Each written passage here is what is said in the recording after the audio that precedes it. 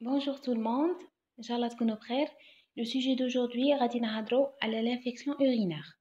Alors, si vous êtes intéressé à le sujet, شاهدوا la vidéo jusqu'à la fin et n'oubliez pas de donner j'aime ou abonner à la chaîne. Donc, غادي نهضروا على la cystite aiguë, la pyélonéphrite aiguë et la prostatite aiguë aussi. Donc, نبداو على بركة الله. On commence directement par la cystite. C'est quoi? C'est une infection des urines contenue dans la vessie avec une inflammation de la muqueuse vésicale. Elles sont atteintes du parenchyme. C'est quoi le parenchyme? C'est un ensemble des tissus qui assure la fonction d'un organe. Donc la cystite est seulement l'infection des urines avec une inflammation de la muqueuse vésicale, sans atteinte du parenchyme. La contamination se fait par la voie rétrograde, ascendante, c'est-à-dire du bas vers le haut. تبدأ من l'urètre, بعد تطلع la vessie. Donc, elle est la cystite aiguë.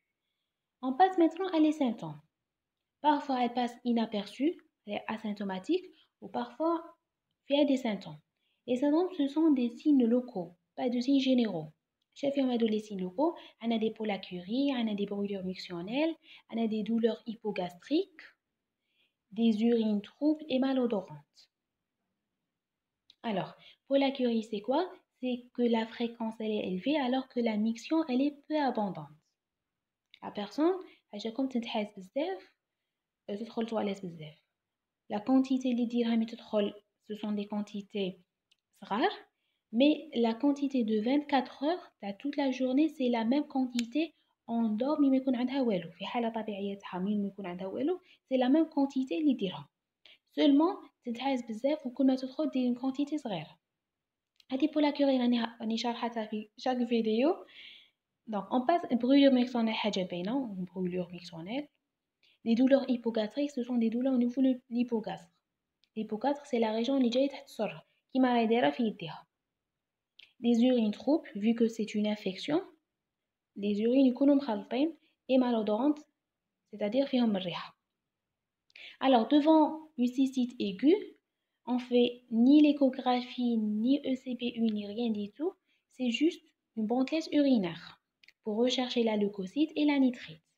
Donc, une fois la bandelette urinaire elle est positive, il y a les signes locaux pour la curie, brûlure mictionnelle, douleur hypogastrique, les urines, troubles et malodorantes. Automatiquement ou directement, le diagnostic est fait. Parce que la cystite, c'est une affection qui est bénigne, banale, simple, حاجة باينة. La complication de la cystite, c'est la pyélonéphrite aiguë. Alors, c'est quoi la pyélonéphrite? Donc, avant de passer à la pyélonéphrite, on va aller le traitement. Devant une cystite qui est simple, le traitement il est basé sur les antibiotiques. Première intention des antibiotiques, ce sont des phosphomycines d'une durée de 5 à 7 jours. Donc, je ne donne pas la posologie pour éviter la automédication. Donc, on passe à la pyélonéphrite, c'est quoi? C'est une infection bactérienne parenchymateuse du haut de l'appareil urinaire.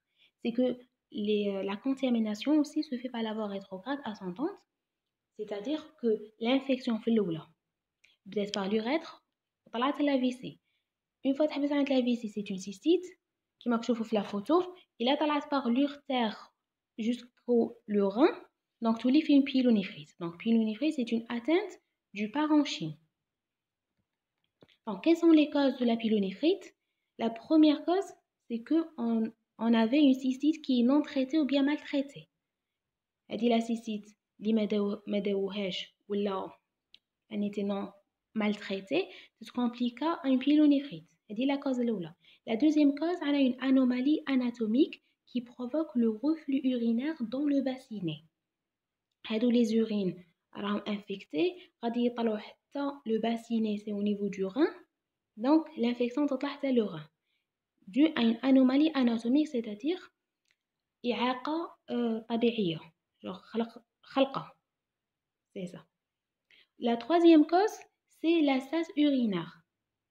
C'est une obstruction, soit par un calcul ou bien un rétrécissement qui favorise le développement des infections au niveau du rein. Donc, هادوما les causes.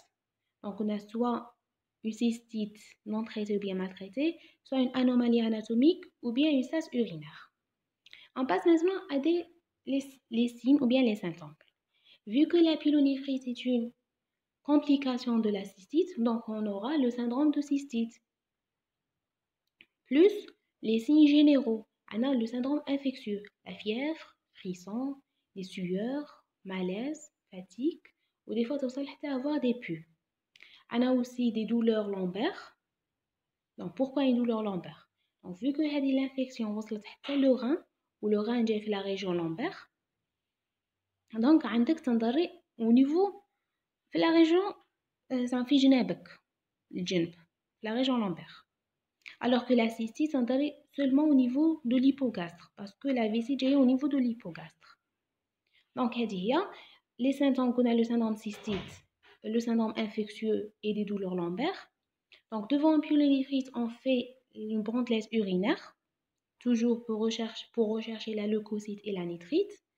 On zédo ECBU, c'est-à-dire l'examen cytobactériologie urinaire. Alors, quelles sont les complications de la pyélonéphrite? Déjà, c'est une complication de la cystite, mais peut se compliquer. Soit des complications locales comme une pyélonéphrite obstructive, une pyélonéphrite gangréneuse avec des nécroses papillaires, ou bien une pyélonéphrose. Donc la pyélonéphrose, c'est une suppuration soit de tissu rénal ou bien les voies urinaires. Et d'autres complications locales, c'est l'abcès rénal. Alors que les complications générales de la pyélonéphrite, soit une sepsis qui est sévère, ou bien un choc septique, ou des fois توصل حتى l'insuffisance rénale. Donc à تشوفوا une cystite quelque chose banal de rien du tout واحد يسمح فيها ما يديهاش تنجم تطور pyélonéphrite ou même pyélonéphrite على des complications qui sont très sévères. Donc واحد ما يستهزئش بروحه ويسيي يداوي اي حاجه صغيره سواء تكون banal ou bien المهم اي حاجه واحد يداوي واحد يوقف مع روحه ويداوي روحه. Alors, on passe à la prise en charge de la pyélonéphrite.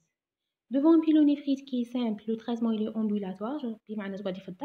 Le traitement, c'est antibiotique bactéricide, c'est la fluoroquinolone. En cas une pyélonéphrite a un risque de risque de se compliquer, donc selon le degré تاعك. Donc il faut discuter l'hospitalisation.